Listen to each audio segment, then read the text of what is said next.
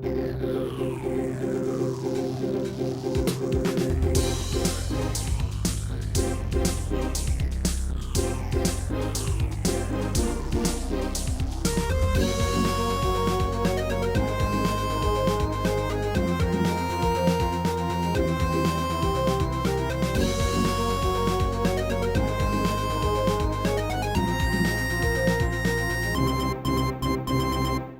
evening, Slugs, and welcome to your Banana Slug News. I'm Joanna Bowman. And I'm Jessica Rumble. Here's what's news. Summer is officially over. Students have returned for another year at UCSC, and joining us again are the local LRDP tree protesters. While the warning signs on Science Hill cannot be easily missed, what's less conspicuous are the changes that have occurred since the protest began last year. Here to give us the tree sitter update is BSN reporter Silvio Chiva. Last year, the Long Range Development Program, or LRDP, was big news on campus. And when protesters climbed the redwood trees near Baskin Engineering, UCSC got some good national publicity. Well, as the new school year rolls around, we wanted to find out whatever happened to those hippies up in those trees. Do you know anything about the LRDP and the tree sitters near the physical science buildings? I mean, I heard a lot. I heard a lot of different things going on last year. But I really don't know exactly what's going on right now. Yeah, likewise. I heard the same thing. I don't know why. I know why they're up there, but I don't know if they're still up there or not. Do you think they're still there? I guess. Nobody said anything, so I guess they're still there.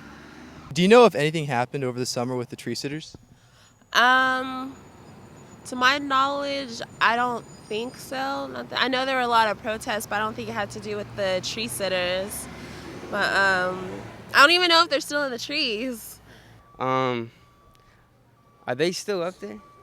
From what I've heard, a lot of them came down. There's only one of them left, from what I've heard. But I haven't really seen anybody up there. So what is the current situation with the LRDP's tree sitters, and can you give us some background information pertaining to this issue? Well, I haven't been on the site recently, but my understanding is that there still are a few people in the trees. I don't know that people pay so much attention to them anymore, and it's curious to us why they're still there, quite frankly. One of their primary objectives when they went up in the trees almost a year ago seemed to be, or at least they said it was at the time, that they wanted the campus to take seriously its discussions and its need to mitigate its growth in conversations with the city of Santa Cruz, the county of Santa Cruz, and citizens groups who were concerned about us doing that. This summer we reached a landmark agreement with the city, county, and citizens groups that provides enforceable mitigations for us to reduce or somehow mitigate the impact of our growth in traffic, in water, in housing. It's an amazing agreement reached after 7 months of real hard work and discussions between all of those parties, and yet they're still there. So I suppose you'd have to ask them why they're still there. Okay, we were just about to interview one of the tree sitters, but it was stopped because campus police came, and they told us that if we were to interview the tree sitters or throw anything up to them, such as a microphone, that we would be jeopardizing our campus housing and possibly being expelled from school. So that's why we did not get an interview from them. Do you think anytime in the near future this is going to end, or do you think this is just going to last forever because they've been already there for a year? So We'll go down, I suppose, and bring the people down if we have to.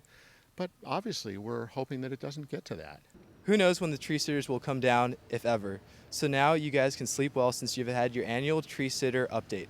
With Banana Slug News, this is Silvio Chiba signing out.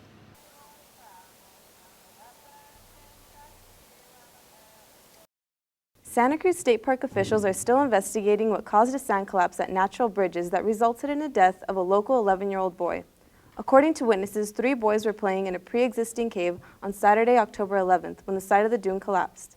A frantic rescue effort pursued for 15 minutes, ultimately saving 2 boys involved. The tragic event should serve as a reminder to always keep safety in mind when exploring our community's natural locations. With the race to the White House in full swing and issues on the California state ballot that could make or break history, it's no surprise that the election is on everyone's mind. We follow BSN reporter Danielle Norbaum as she takes a look at what UCSC students are saying about what has been called one of the most important elections of all time. Danielle? For me, the American dream began in a room like this. You, the American workers, are the best in the world. We've got to keep fighting for every single vote. Keep that faith. Keep your courage. McCain's resorting to smears and false attacks. Obama's politics of hope, empty words. With ads running every day for and against each candidate, it's easy to get lost in a haze of politics. Every day, Fox, CNN, and NBC report on the state of the election and who they believe is leading in the polls. For example, this electoral map, as of October 19, 2008, featured on the CNN website, reports that Barack Obama is ahead in the polls by 8 electoral votes. With the race so close, BSN decided to see what UCSC students had to say about the election and the candidates. BSN's own field reporter Wendy Ng takes us to the UCSC Quarry Plaza to cover the story. Who are you voting for this election? I'm going to be voting for Obama. I will probably vote for Barack Obama.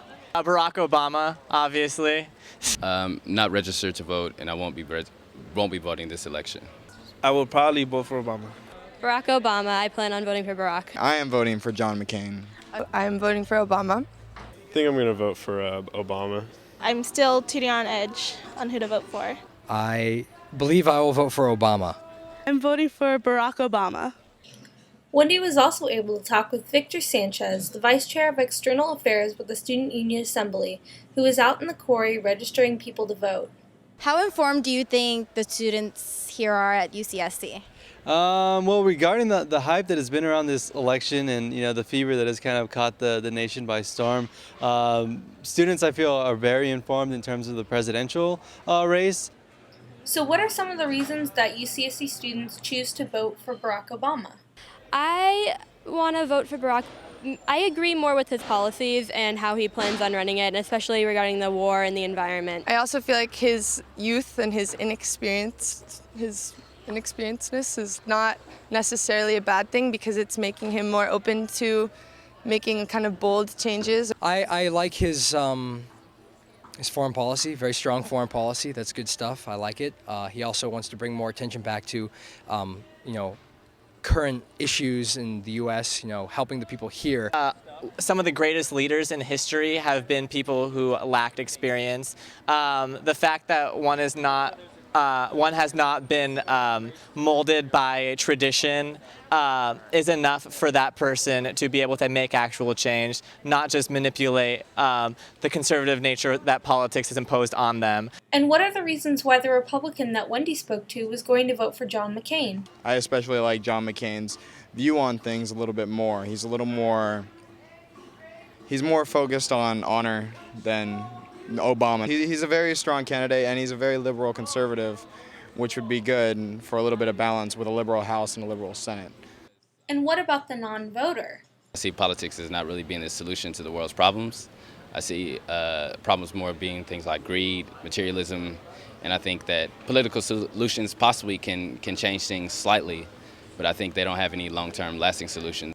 So for those of you out there who like a candidate and agree with their policies, the most important thing for you to do is to vote on November 4th. It's incredibly important to vote, especially in this election. For years, politicians really just didn't pay attention to students or the issues that we care about, and it's because that we didn't vote. This is the election to prove that we are paying attention and that they do need to care about our issues.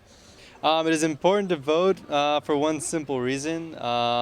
Voting is the democratic right we are given as citizens here at the United States. And it's definitely important to empower yourself and come out and show up, and especially this historic election. If you have any questions about voting or you need information regarding your polling place, you can call 1-800-345-VOTE to get all your questions answered. And don't forget, voting is the best thing you could do on November 4th, so you should register and you should vote and tell your friends too as well, because it's amazing. This is Danielle Norbaum reporting for Banana Slug News. Back to you, Joanna.